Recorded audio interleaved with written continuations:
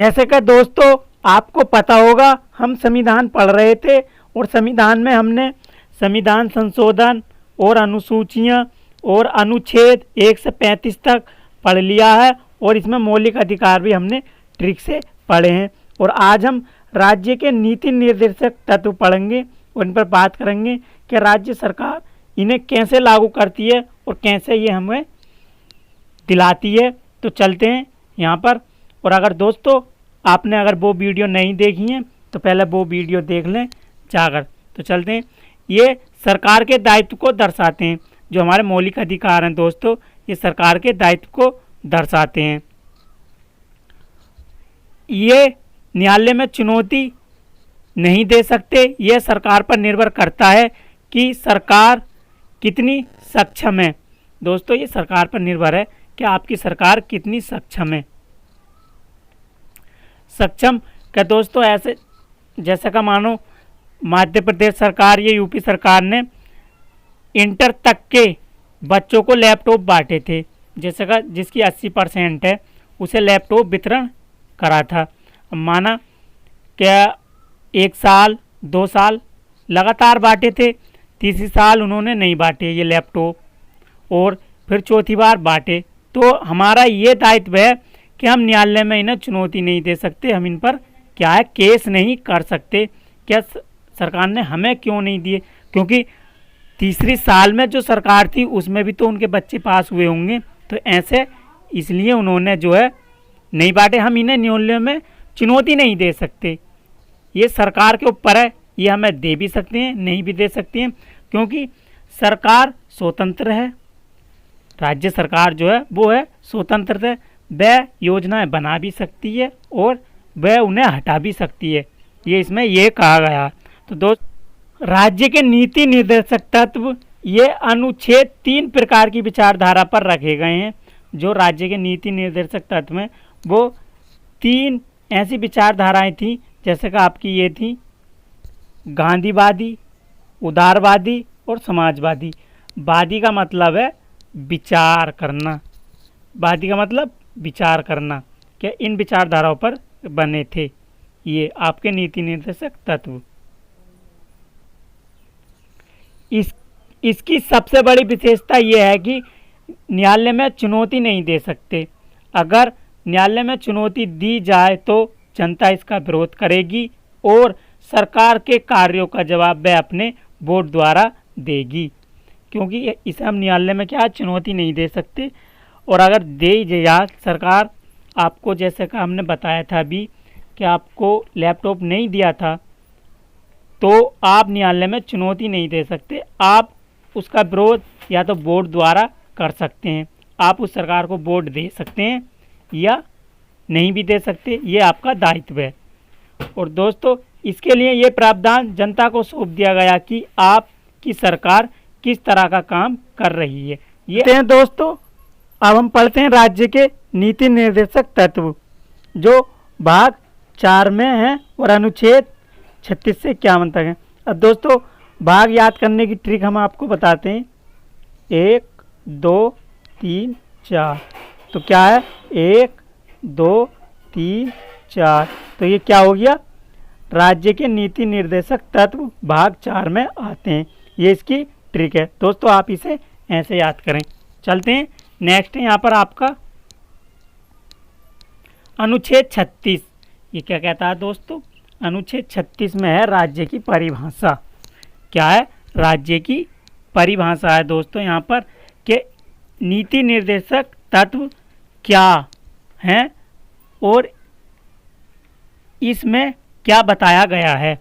ये बताते हैं कि राज्य की परिभाषा क्या, ये क्या नीति निर्देशक तत्व है और इसमें क्या बताया गया। अब दोस्तों आपको याद कैसे करना है, याद ऐसे करना है, नीति जो नीति होती है हमारी वो क्या है, नीति की छाती है हमारी, नीति की छाती है, छाती 36, नीति की छाती है हमारी। तो आप इसे ऐसे याद करें, अनुच्छेद 36। तो चलते हैं नेक्स्ट है यहाँ पर आपका अनुच्छेद 37, और ये क्या है, न्यायालय में परिवर्तनीय नहीं है।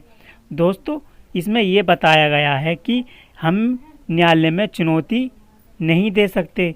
इन्हें क्या है, हम न्यायालय में चुनौती नहीं दे सकते, इसमें ये बताया गया और इसे आप याद रखें। चलते हैं, नेक्स्ट है आपका अनुच्छेद 38। ये क्या बताता है आपको, ये बताता है सामाजिक, आर्थिक और राजनीतिक न्याय। अब दोस्तों पहले इसके बारे में कुछ जान लेते हैं। ये बताते हैं कि सरकार, राज्य सरकार को यह दायित्व दिया गया है कि आप सामाजिक, आर्थिक और राजनीतिक व्यवस्था की स्थापना करें। ये राज्य सरकार को दायित्व दिया गया कि सामाजिक, आर्थिक और राजनीतिक न्याय की व्यवस्था करें, ये सरकार का दायित्व है। अब दोस्तों याद कैसे करना है इसको, आपको याद ऐसे करना, 38 है, 38 का कर लेते हैं हम आरती, आरती कर लेते हैं दोस्तों। 38 आरती, आरती जो है वो क्या है, सामाजिक, आर्थिक और राजनीतिक न्यायों में भी आगे है। आरती जो है वो सामाजिक, आर्थिक और राजनीतिक न्यायों में क्या है, आगे है आरती। तो क्या 38, अनुच्छेद 38 सामाजिक, आर्थिक और राजनीतिक न्याय, आप इसे ऐसे याद करें। चलते हैं नेक्स्ट दोस्तों, अनुच्छेद 39। ये क्या कहता है आपका, ये कहता है संसाधनों का उचित वितरण, समान कार्य समान वेतन। जैसा कि दोस्तों सरकार का ये दायित्व है कि हर किसी व्यक्ति को हर समान होना चाहिए, हर किसी के पास हर चीज़ होनी चाहिए, ये सरकार का दायित्व है। क्या अगर किसी के पास कोई सामान नहीं है और बाकी के पास सब कुछ है तो ये क्या, सरकार का दायित्व गलत है। उसका ये दायित्व है, ये अनुच्छेद ये बताता है कि सब समान होना चाहिए, हर किसी के पास समान वेतन होना चाहिए, हर किसी के पास। जैसा का अनुच्छेद 39A में भी ये बताया गया है, स्त्री पुरुष और तथा बालक को निःशुल्क शिक्षा देना है, निःशुल्क शिक्षा देना, ये 39A में बताया गया। तो अब आपको याद कैसे करना है, याद ऐसे करना, तीनों, तीनों, तो दोस्तों तीनों का हो जाएगा आपका 3 और 9, तीनों स्त्री पुरुष और तथा बालक को क्या है, निःशुल्क तो शिक्षा देनी है और स्त्री पुरुष को क्या है, समान वेतन और समान कार्य देना है, तीनों को। ये बताता है और आप इसे ऐसे याद करें, ये इसकी ट्रिक है। तो चलते हैं नेक्स्ट है दोस्तों आपका ये अनुच्छेद 40। ये आपको ये बताता है कि यह ग्राम पंचायत, क्या दोस्तों गांव में क्या होती है, ग्राम पंचायत। दोस्तों आपको याद ऐसे करना है, पंचायत जो होती है तो पंचायत में जो व्यक्ति आते हैं वो 40 वर्ष के आते हैं, बच्चे तो आते नहीं हैं। तो ये आप इसे ऐसे याद करें कि पंचायत में कितने उम्र के आते हैं, 40 वर्ष के व्यक्ति आते हैं, आप इसे ऐसे याद करें। यह एक ट्रिक इसकी ये है, पंचायत है तो आप इसे ऐसे कर लें, पा ऐसे लिखते हैं पा, और दोस्तों बिंदी जो लगाते हैं वो इसकी बिंदी यहाँ पर ले जाएं 40, आप इसे ऐसे भी याद कर सकते हैं। तो चलते हैं नेक्स्ट है दोस्तों आपका अनुच्छेद 41। ये आपको क्या कहता है, अनुच्छेद 41 ये कहता है कुछ दशा में काम का प्रावधान। अब दोस्तों ये बताता है जैसे का गरीबी, बुढ़ापा, बेरोजगारी या बीमारी अगर आपको है तो सरकार का ये अधिकार है कि आपको खाने के लिए, या बेरोजगार हैं तो आपको उचित साधन दिलवाए, ये सरकार का दायित्व है। ये इसमें अनुच्छेद ये कहता है ये सरकार का दायित्व है। तो दोस्तों अगर आपको सब सामान मिलेंगे, गरीबी में खाने के लिए, बुढ़ापे में खाने के लिए और बेरोजगारी में अगर आपको काम मिलेगा तो आपके लिए क्या होगा, अच्छा। तो क्या है इसकी ट्रिक ये है, एक ताली तो होनी चाहिए, ताली क्लैपिंग। तो क्या ताली से 41 और 41 में क्या बताया गया, एक ताली होना चाहिए। आपको सरकार इतना कुछ दे रही है, अगर आप गरीब हैं, बेरोजगार हैं और बीमारी में हैं तो सरकार का ये दायित्व है कि आपको खाने के लिए दे। तो ये अनुच्छेद 41 ये कहता है। तो इसके लिए क्या होनी चाहिए, एक ताली तो होनी चाहिए, तो क्लैपिंग, आप इसे ऐसे याद करें, अनुच्छेद 41। चलते हैं नेक्स्ट है दोस्तों आपका अनुच्छेद 42। ये कहता है कार्य न्याय संगत और मानवीय ढंग से होना चाहिए। अब दोस्तों बात है ये, अगर सरकार ने आपको खाने के लिए, या बेरोजगार हैं आपको कार्य दे दिया, तो कार्य वो ऐसा होना चाहिए कि उचित साधन होना चाहिए, वो आदमी के न्याय संगत होना चाहिए, न्याय संगत, वहाँ का वातावरण साफ सुथरा होना चाहिए। ये सरकार का दायित्व है और ये अनुच्छेद 42 में बताया गया है। क्या ये सरकार का नियम नहीं है कि अगर आप बेरोजगार हो तो आपको कैसी भी काम दे दिया जाए, वह उसके न्याय संगत होना चाहिए।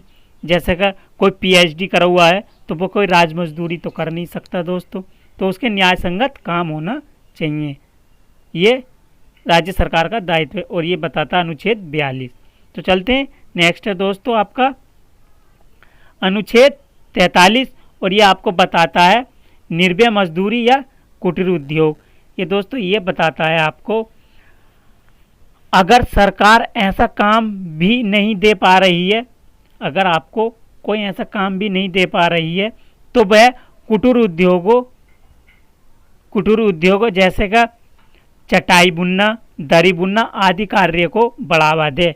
ये भी सरकार का दायित्व है। क्या अगर आपको वैसी कोई काम नहीं दिला रही है तो आपके कुटीर उद्योग को बढ़ावा दे, ये सरकार का दायित्व है। तो दोस्तों आपको याद कैसे करना है, याद ऐसे करना है का दे ताली का मतलब 43, दे ताली 43, तो आप इसे ऐसे याद कर सकते हैं। अनुच्छेद 44 ये क्या कहता है, ये कहता है आपका समान नागरिकता संहिता। अब दोस्तों समान नागरिकता संहिता ऐसा है, हमारे यहाँ 4 ही धर्म है और 4 ही क्या है जातियाँ, जैसे का हिंदू, मुस्लिम, सिख, ईसाई और चारों दिशाएं, तो क्या हो गया 44। 4 जातियाँ 4 ही दिशाएं हैं, तो क्या हो गया ये 44। समान समान, तो क्या है सब समान नागरिकता है सबके लिए, ये अनुच्छेद ये बताता है। जैसे का बहुत से धर्म में अब भी ये है, जैसे हिंदू मुस्लिम में क्या विवाह अलग होता है, तलाक अलग, गोद लेना अलग, अपनी अपनी रीति हैं ये। तो हमारे यहाँ संविधान में बिल्कुल सबको समान दर्जा दिया गया है चारों को, तो आप इसे ऐसे याद कर रखें 4 धर्म और 4 ही दिशाएं, तो आप इसे ऐसे याद करें अनुच्छेद 44। चलते हैं नेक्स्ट दोस्तों आपका ये है आपका अनुच्छेद 45 और ये क्या कहता है, ये कहता है 6 वर्ष से कम आयु के बच्चों को निःशुल्क शिक्षा का प्रावधान है। जो 6 वर्ष से कम बच्चे हैं उनके लिए क्या शिक्षा का निःशुल्क प्रावधान है। ये क्या सरकार का दायित्व है इसमें 6 वर्ष से कम बच्चों को। अब दोस्तों आपको याद कैसे करना, याद आपको ऐसे करना है, ये है क्या अनुच्छेद 45, तो क्या है पिताजी तो दिलाते हैं शिक्षा, पिताजी शिक्षा दिलाते हैं, तो 45 और पिता 45, पिताजी शिक्षा दिलाते हैं, तो आप इसे ऐसे याद रखें। और दोस्तों एक चीज़ और याद करना है आपको, और वो है ये क्या ये जो संविधान संशोधन हुआ था ये 86वां संविधान संशोधन 2002 में हुआ था। कि कब हुआ था, 2002 में हुआ था। और दोस्तों अब जो बात आपको याद करनी है वो ये करनी है, ये 3 बातें आती हैं इसी संशोधन के अधिनियम, वो हैं दोस्तों ये एक मौलिक अधिकार और नीति निर्देशक तत्व और मौलिक कर्तव्य। ये जो है 46वें संविधान संशोधन 2002 में जोड़ा गया था, आप इसमें कंफ्यूज नहीं होइए। तो चलते हैं नेक्स्ट दोस्तों आपका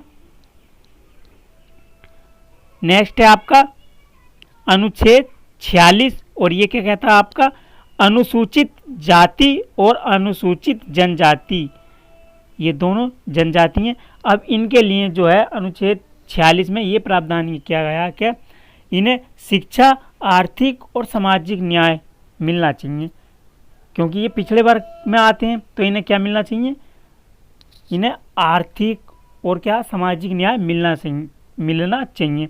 तो दोस्तों आपको याद कैसे करना है, याद ऐसे करना, ये 46 का करना हमें साली, तो साली से क्या हो जाएगा 46, और 46 में ये कहा गया है कि साली जो है अनुसूचित जाति और अनुसूचित जनजाति के लिए क्या है वह शिक्षा और आर्थिक और सामाजिक न्याय के लिए लड़ रही हैं। कौन? साली। तो क्या है? 46, अनुच्छेद 46। आप इसे ऐसे याद करें। चलते हैं नेक्स्ट है दोस्तों आपका अनुच्छेद 47। और ये क्या कहता है? ये कहता है मद्य निषेध पोषण आहार और स्वास्थ्य के लिए। अब दोस्तों सरकार का ये भी दायित्व है कि आपको धुएं से, नशीले पदार्थों से बचा के रखना चाहिए, लेकिन ये सरकार का दायित्व है। लेकिन अगर आप इसमें नहीं मानते, सरकार ने कई बार कठोर कदम भी उठाए हैं, लेकिन अगर नहीं मानते तो आप इन्हें न्यायालय में चुनौती नहीं दे सकते कि इसके खिलाफ क्या ये जो है नहीं मान रहे हैं। तो दोस्तों ये इसमें सरकार, आप जो है न्यायालय में नहीं जा सकते, इसमें सरकार का कोई हाथ नहीं, क्योंकि सरकार ने तो कई बार कठोर कदम भी उठाए हैं इसके बारे। तो दोस्तों आपको याद ऐसे करना है, याद ये करना है 47 का। तो दोस्तों स्वास्थ्य हाली, स्वास्थ्य कब हाली होगा? स्वास्थ्य हाली मतलब हाली से क्या होगा? 47 हाली। तो क्या? स्वास्थ्य हाली, स्वास्थ्य हाली। स्वास्थ्य हाल कब होगा? जब इसे नशीले पदार्थों को छोड़ दोगे, तो क्या? स्वास्थ्य हाली। तो 47 और हाली, स्वास्थ्य हाली कब होगा? जब आप ये छोड़ दोगे। तो दोस्तों ये बात आपको इमेज बैठानी है और 1-2 बार वीडियो देखनी है, ये आपको ईजिली याद हो जाएंगे। और दोस्तों ये ट्रिक है आपके लिए याद कराने के लिए, डोंट माइंड, आप इसे ज़्यादा गहराई से ना लें, सिर्फ आपको याद कराने के लिए हैं। आप 1-2 बार वीडियो देख लें, आपको ये चुटकियों में याद हो जाएंगे। तो चलते हैं नेक्स्ट है दोस्तों आपका अनुच्छेद 48। अनुच्छेद 48 ये कहता है दोस्तों आपका कृषि, पशुपालन और दुग्धहार पशु, जो दूधहार पशु हैं उनके प्रावधान को ज़्यादा से ज़्यादा बढ़ाया जाए। 48 ये कहता। और अनुच्छेद 48A, जो अनुच्छेद 48 है वो ये कहता है कि पर्यावरण संरक्षण। और ये कब हुआ था? ये हुआ था दोस्तों आपका 42वें संविधान संशोधन, ये 1976 में हुआ था, 1976 में हुआ था।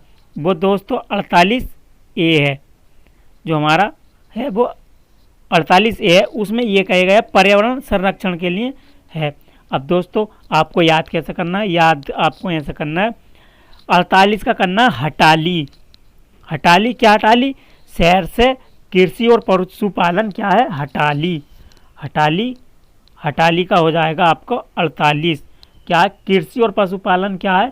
शहर से बिल्कुल पूरी तरह से हटाली। और कहाँ है? इस शहर में हो, मतलब सॉरी गांव में हो गई है, शहर में नहीं है। क्या? कृषि और पशुपालन हटाली है, शहर से और गांव में कर दी है, आपको ऐसे याद करना। और दुग्धहार पशुओं के लिए जैसे कि गौशाला खोलना, ये अभी भी कहाँ है? शहर में ही है, गांव में ऐसा कुछ नहीं है। तो चलते हैं नेक्स्ट है दोस्तों आपका अनुच्छेद 49। और ये क्या कहता है?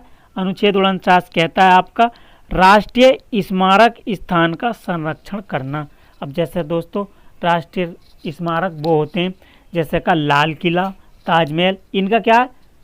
और इनका ये है कि आपको इनका देखभाल करना है, ये सरकार का ये भी दायित्व है आपके खिलाफ। तो दोस्तों आपको याद ऐसा करना है कि जैसा कि हमारे मन में ऊंचा स्थान होता है, हमारे मन में ऊंचा स्थान होता है इनके लिए, किनके लिए? लाल किला या ताजमहल या और कुतुब मीनार, बहुत से स्मारक हैं, इनके लिए हमारा क्या होता है? ऊंचा मन होता है। ऊंचा मन 49, ऊंचा, आप ऊंचे से कर सकते हैं, ऊंचा और 49, क्या? ऊंचा मन है इनके लिए। तो अनुच्छेद 49 ऊंचा मन, आप इसे ऐसे याद करें।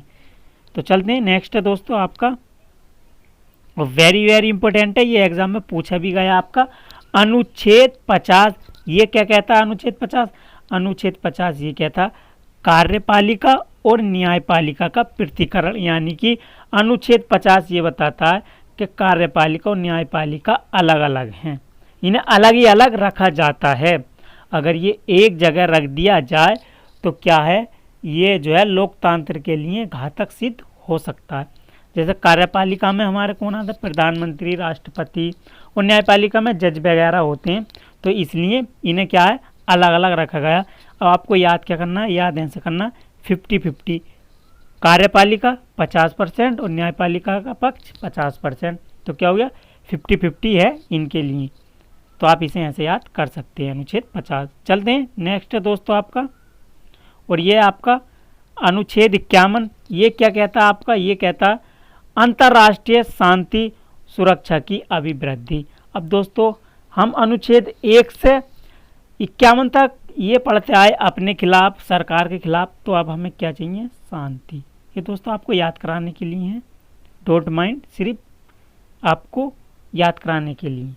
तो जैसा कि हमें शांति चाहिए, तो पूरा राष्ट्र के लिए शांति सुरक्षा की अभिवृद्धि बताई गई है अनुच्छेद 51 में इसके लिए। तो दोस्तों वीडियो कैसी लगी है कमेंट्स में ज़रूर बताएं।